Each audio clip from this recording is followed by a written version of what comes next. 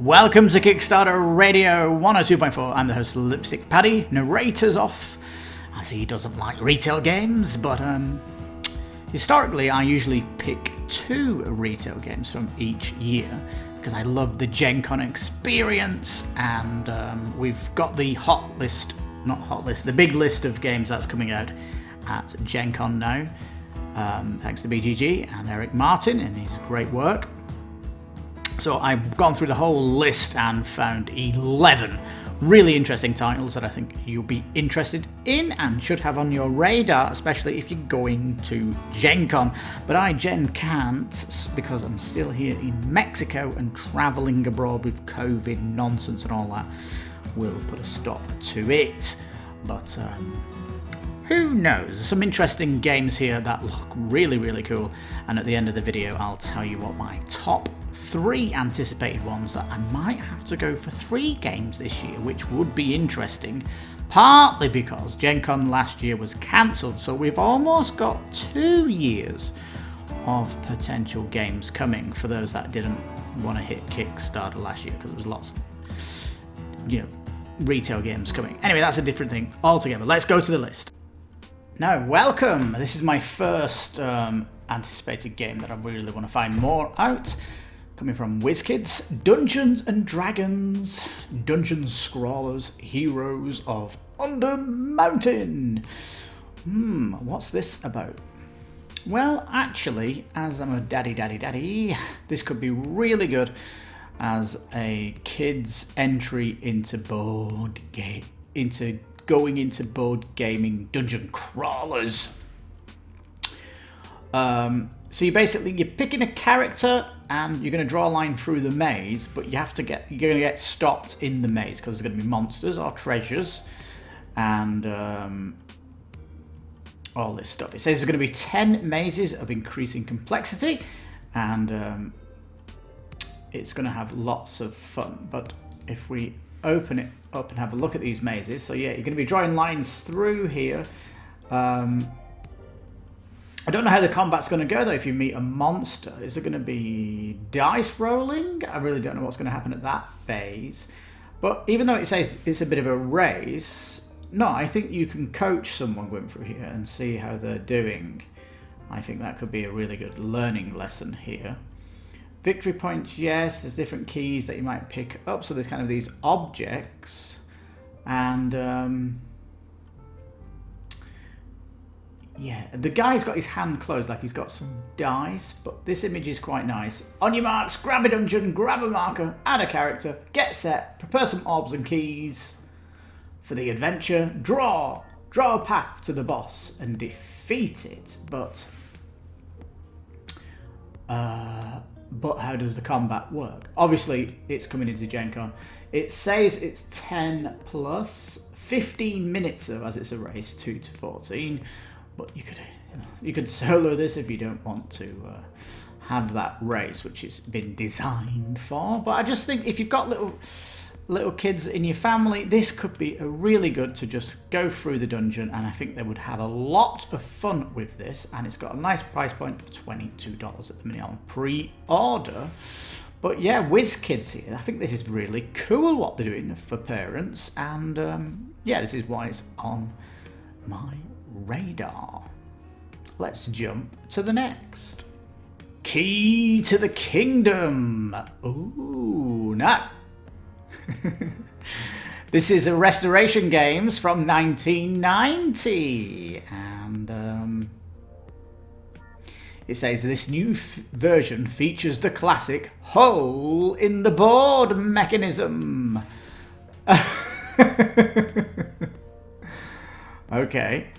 What I like about this though is the art on it. It's Andrew Bosley, and that has me excited if we look at the board. It is kind of nice. What's this folding section at the right? I'm curious about that. Zoom in here a little bit. There's lots of items to where the players are. And what's all that about? Like, there's a lot of mystery behind this. The characters, we've got the honest herbalist here who's also got a massive greatsword. So what's happening there? It looks like you're going to be running around this board, lots of different tracks. You can see the hole in the board here though, and how it works. But it's certainly curious retail game. Who's that? Boundless Bed Bug. Not as exciting as the herbalist wearing a dual wielding sword, but hey, it looks vibrant. I think it'd pop on the table. Love to see a playthrough explanation of this. It's definitely on my radar, and to see what they've done here. But yeah, looks certainly interesting. There you go. Key to the Kingdom. I like the board. I like the characters. I'm fascinated by what's going on here.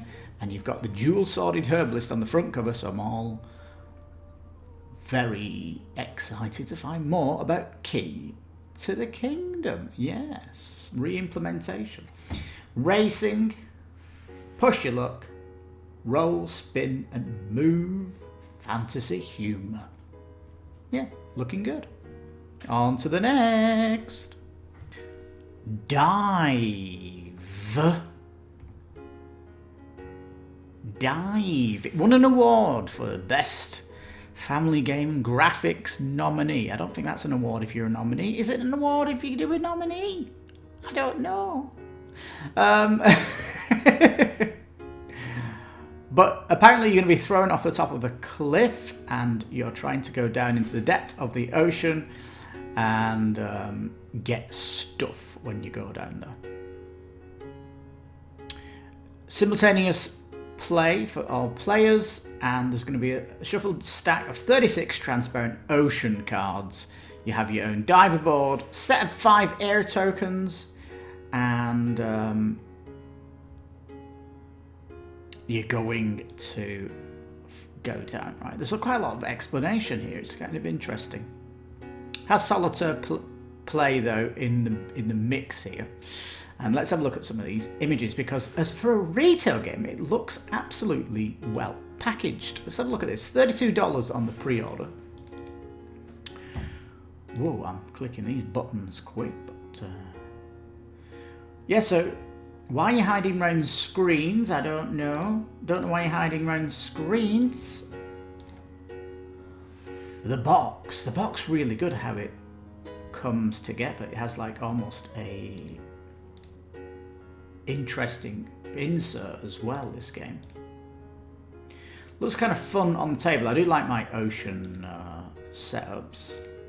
A little bit of fun going on here. Can we see the box? Yes, a nice insert, putting the animals in. It is kind of looking fascinating for me. And just want to know, what's this? Why are you hiding from each other? Oh, and they're kind of really big as well, the screens. And so yeah, this, just because of the quality of components here and the art and the simultaneous play, hiding behind your screen, I think it looks fairly interesting. I'll definitely be watching a playthrough if BGG get an interview with the peeps behind this.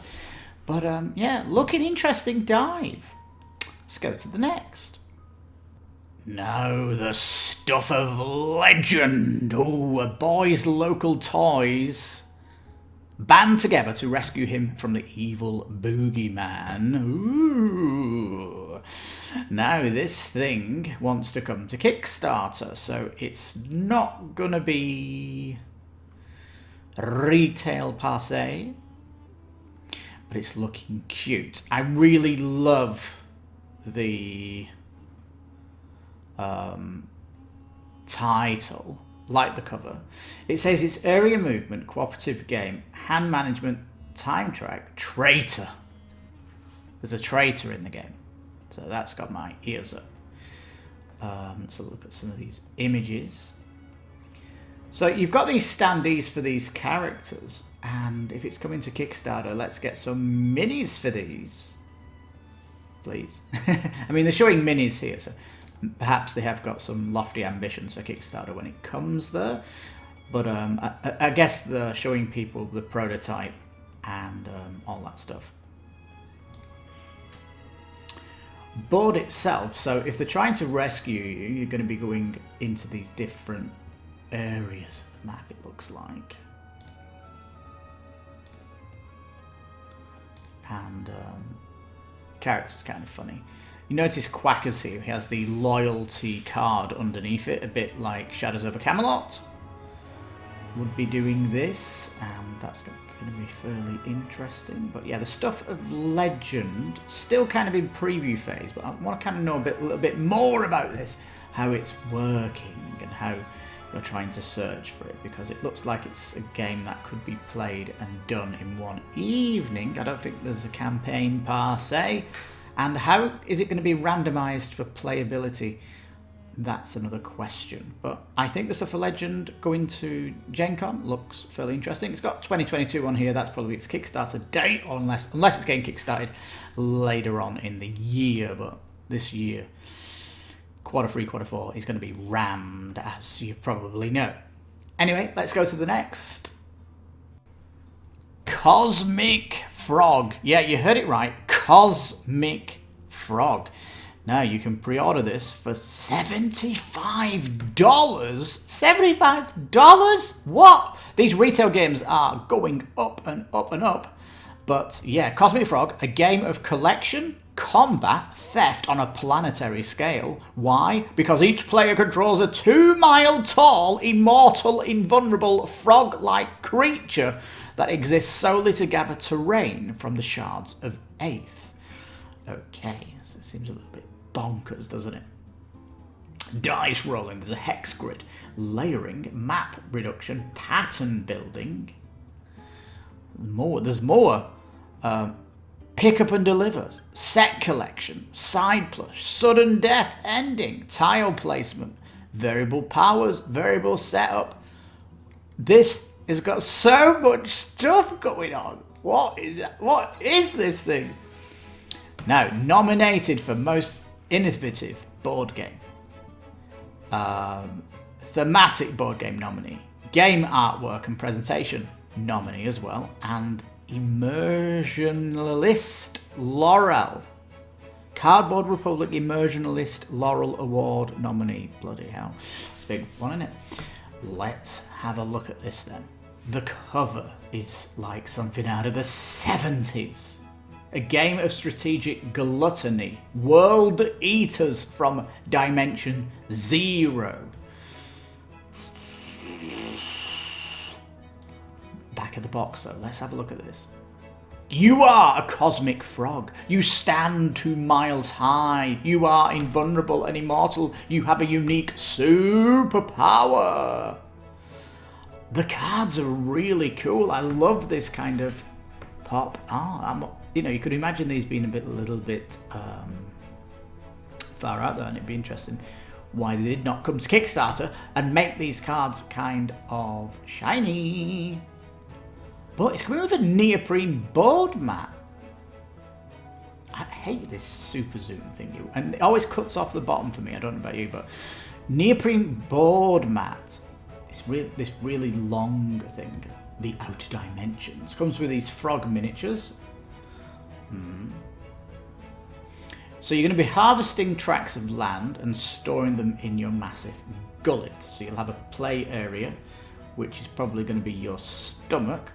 You can see some of these cards are doing special abilities as well. Whip Tongue, Warbringer. There's a lot of text on these abilities though, so it does look like it could be quite heavy as well. Steal land out of other frogs' gullets. What is going on? Knock frogs into the outer dimension and raid their vaults. So there's going to be some take that in here. Deliver the most valuable vault to the first ones. Who are they? So, zooming thing. I guess we can see these abilities. Let's have a look at this Whip Tongue. You may harvest from adjacent shard hexes. You must pay 1 something to harvest occupied hexes, and the frog on the hex remains there. Okay, so lots of rules. Let's go down. Oomph crystals, 36 of them. What are they? It's a bit zany, isn't it? We'll go across here. 2 to 6 players, 90-minute game. Okay, so you've got these vaults here. Purple, is that the purple frog? It's weird and wacky. Look at the board. Oh man, it's really weird, isn't it? Look, there's the board. It looks really long. They've got, it looks like it's on Tabletopia. And you can see all the frogs on here. And there's dice rolling, it looks like. But totally card. I mean, look at this. Just looks terrible, this prototype. I mean, it's coming with $75, so hopefully they've updated this. But I don't know. I don't know about these bits. You know, when you come to retail, you've got to kind of lower your expectations. But yeah, fairly interested in Cosmic Frog, how it plays out. It's just like a smorgasbord of mechanisms going on, and it just looks wacky, so that's why it's on my radar. Anyway, Cosmic Frog. Let's jump to the next piece. Ooh, Lunar Capital. Oh my goodness me. This one's really close to my heart. It really is. I'm a big hobbyist of space. NASA and SpaceX, and yeah, the dream of maintaining human life on the surface of the moon has now come true. Woohoo! It's 2030. Probably. No, it's not. It's 1977. Why just make it 2030? Because that means it's happening, right? This is what is going to be happening in the future. Why 1977? Anyway, he's putting himself into sci-fi fantasy by doing that. Ooh. The most enterprising companies have decided to sponsor a team of scientists, builders, publicists, freelance nightlife entertainers to construct the best client base in the galaxy. Okay, so what are you going to be doing? Tile placement and card drafting. Let's have a look at this beauty. Oh, let me just go back there. Let's just go back there. Oh, what's going on? What's going on? Calm down. $32 this one coming in. Let's have a look. I like the tower. I do like that tower with all the tiles on. I like they've got these little 3D constructs to put cards out and stuff like that. It's looking kind of nice, isn't it?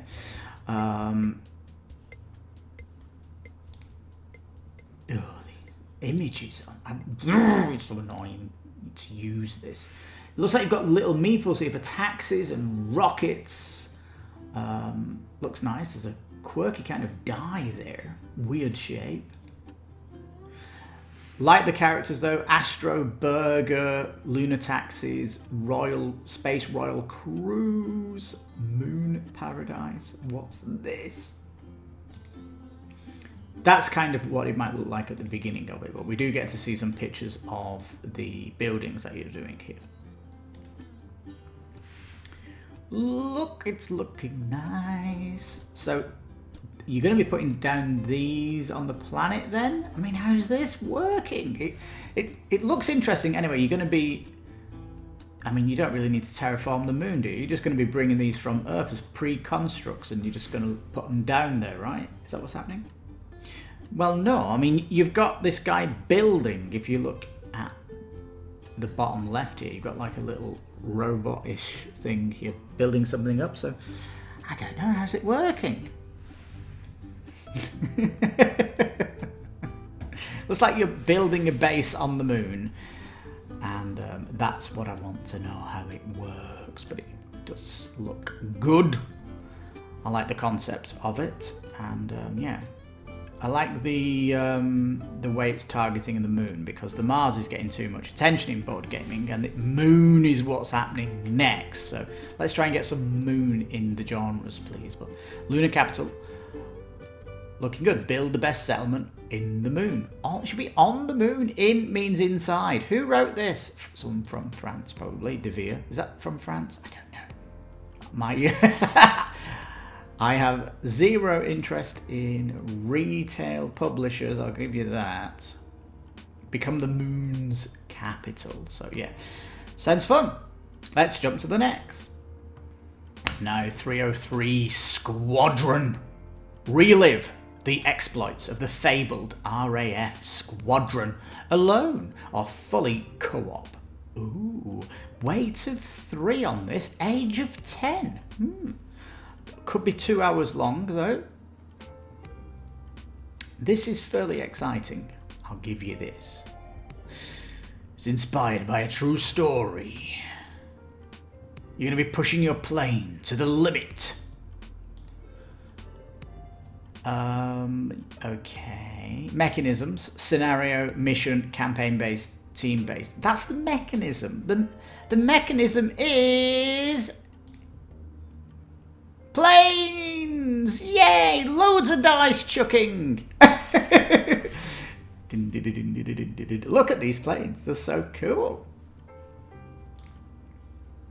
The map, what they've got here, looks fantastic. Is that coming in the box? What's going on here? Look, I can't even comment because I'm banned from BGG. I want to know where they got that map from. Is it coming in the box? But I guess we'll just have to wait. Player board. Got this dial here for your ammo. You've got these cubes, just not... Anyway, I do like the aspect of you flying planes across a map and it's just a quick dice chucker. I don't know why it's no PvP in this though.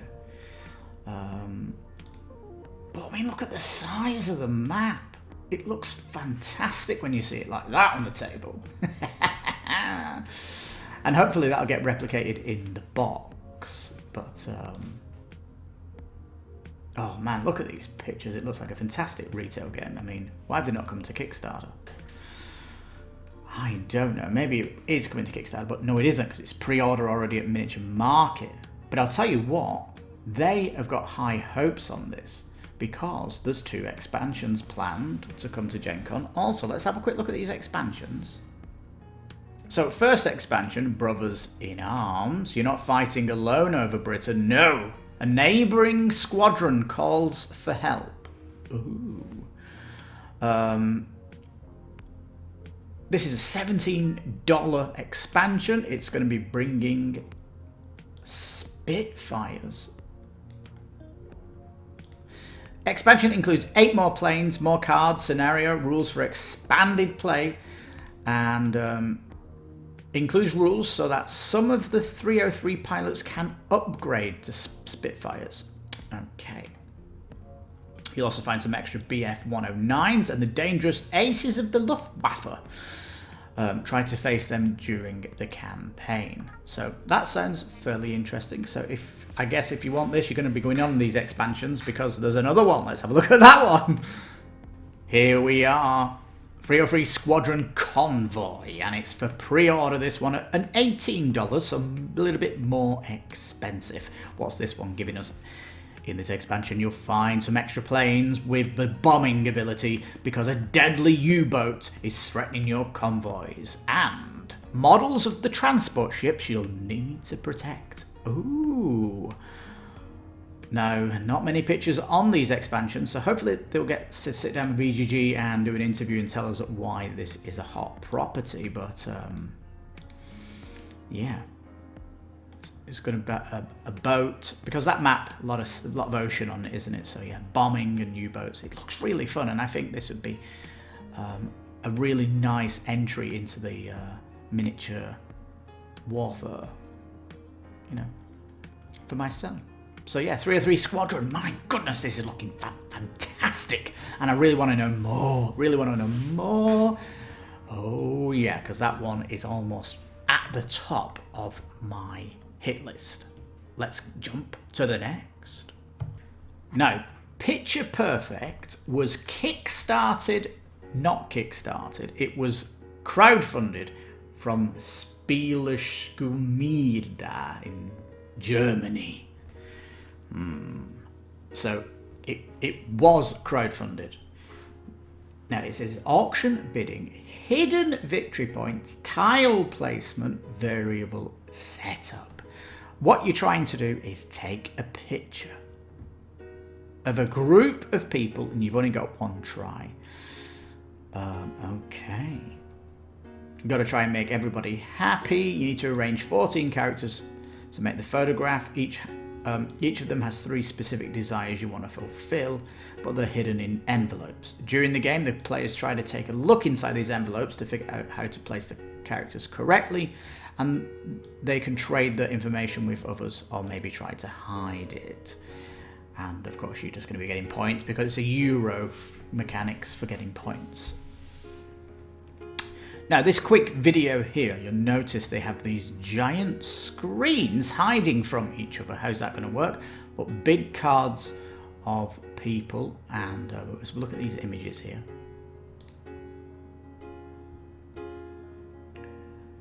Alright. Do you know what I really wish BGG did? If you go to TripAdvisor, you get a selection of images from the developers, and then you get a section of pictures from the members of BGG. So why I wish they would did that, because did the developer really put 2 pictures up of the same? What? Yeah, the characters are all in it looks like acrylic standees, and you've even got standees for the stuff on the table here. It's really kind of unique, doll's house like. An outside scene, looks like you're on a hill here with a city in the background, so multiple backgrounds. I like this cafe one. Notice here it's acrylic, and here it's just paper acrylics. I'm guessing that was a Kickstarter version of it.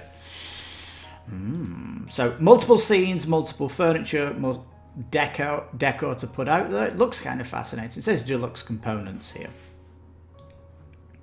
So I want to know more about the gameplay and what are their plans. Are they going to do an English Kickstarter, or are they just going to bring it to retail with the not upgraded standees? Or are they going to do an expansion pack? I really don't know, but it looks kind of fascinating.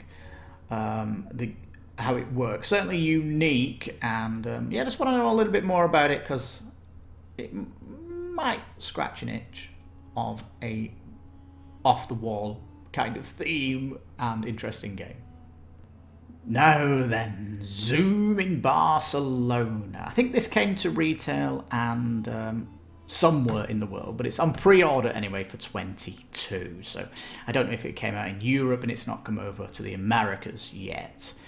But what are you doing? You're traveling around Barcelona on a bicycle and you're trying to win a photography contest. Look for dragons. Huh?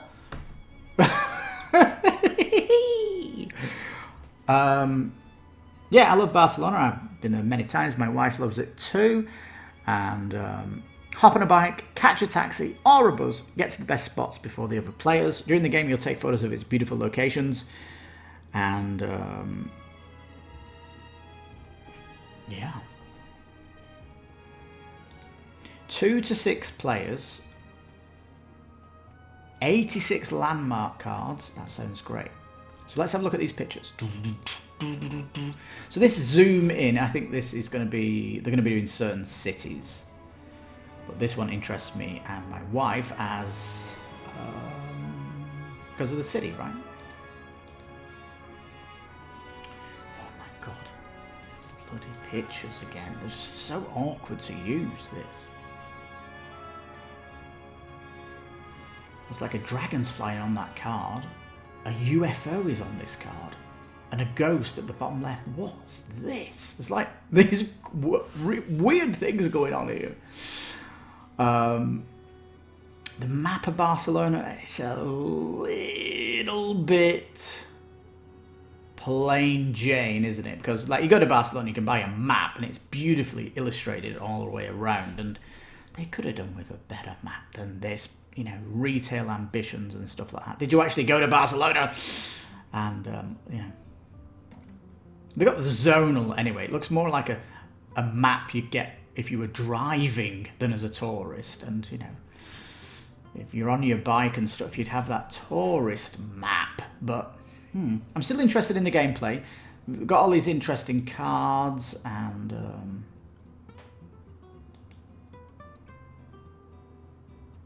yeah, of course they went to Barcelona. I don't like this map that they've gone for. These pictures. There it is on the table. It does look big though. I do appreciate that. And is that your player board? I mean, there's like so questions around this. The dragon meeple pawns. Oh my god! And cards for movement then. Oh man, it does look interesting. Oh, and price is cheap on it as well. There's more bits of the cards, but it could be fun. Definitely fun. Family weight, it looks like, and yeah, there you go. Zoom in Barcelona. Alien Fate of the Nostromo. From Ravensburger, no less. No. Everyone's screaming at me. Don't you have Nemesis? No, I don't. Excuse me. I do not have Nemesis. But I'm interested in this retail game because Nemesis is a known quantity, and that could have influenced this game completely. It says it's cooperative, variable player powers, and action points going on, extraterrestrials coming on, and all that stuff. You are going to be playing the crew, and it's fully licensed, and you're going to be collecting scrap, crafting items, fulfilling different objectives. You're going to be losing, gaining morale, and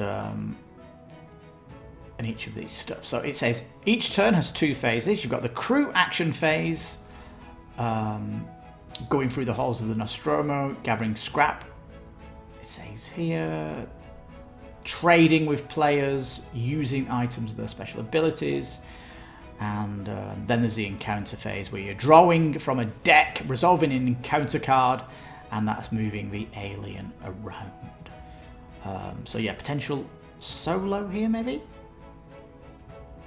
It says players can also introduce Science Officer Ash for a more challenging game, so there's a way of modifying it to be more difficult. Alright, let's look at these pictures. 51 images is... I love cats, and there's a mini of the cat. Now, the board, let's have a look.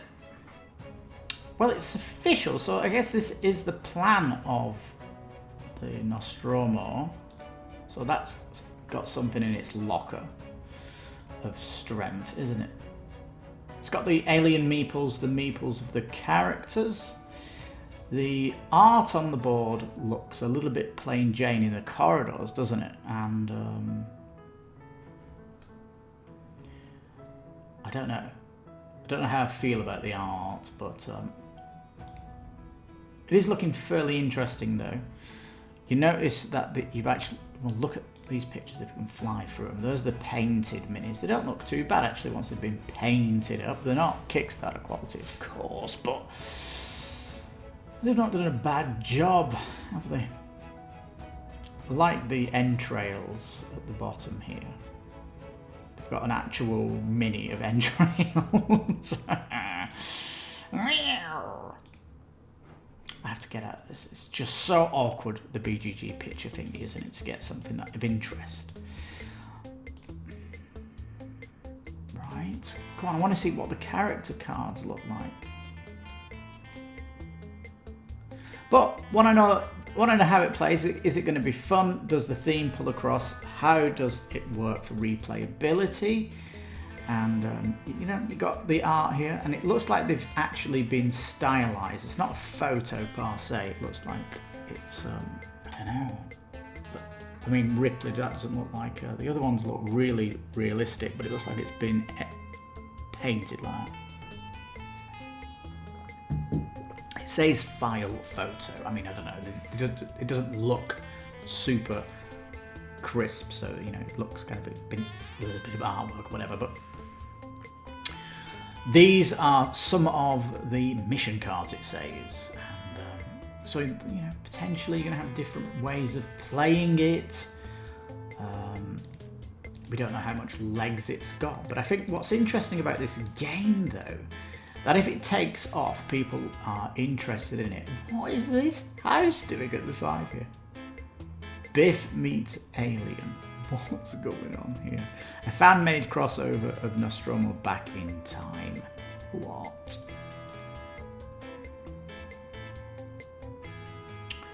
So yeah, it's at the store. I'm interested to see how it plays. It's being sold here at 40. Where did it come out? Did it come out retail? Missed it. Completely missed it. What I want to know is, does it play good? Do people really, are they really interesting in it? It's probably got a price point at around $40 maybe. There's no pre-order for it. But if it does well, we may get Aliens as an expansion, which is a bit more combat heavy.